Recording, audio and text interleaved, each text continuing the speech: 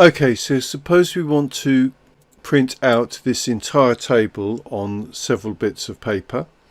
So first of all we have to select everything, so keep shift pressed down and now go there, now to end down arrow to go to the bottom, and then press the right arrow till I get to the end of the table. So now I've selected the whole table and I've let go of the shift arrow.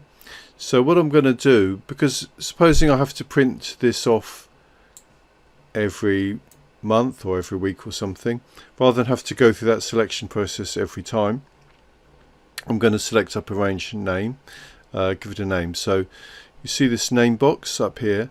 If I just click on it, and then I can give it a name like, so all that means is, supposing we are somewhere totally different on the spreadsheet, we can just click the drop down box and we see that name we've just selected, click that, then immediately selects the print area. So this is really useful, especially for print areas, if you use them over and over again, because it's very fiddly setting the beginning and end of a print area. So now we've selected that. Now the problem is, if we try and print this off as it is, so file, print,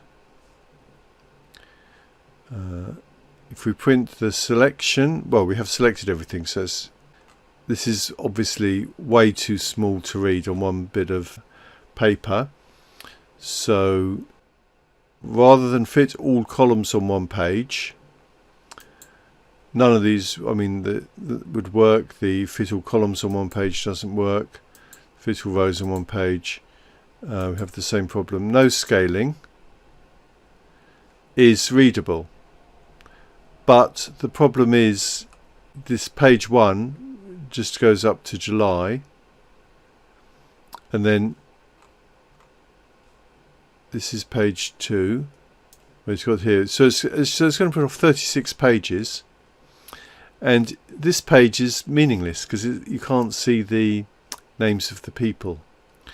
So what we need to do, and as you scroll to the other pages we're going to print off, this is even more meaningless. It's just a load of numbers. You can't even see what month it's in, what names they are. So this is what you don't want to do. So what we need to do is to set up rows to repeat. We want the rows at the top with the months to repeat, and also we want the column with the names to repeat to actually print off. And I'll just show you how to do that. So let's go back.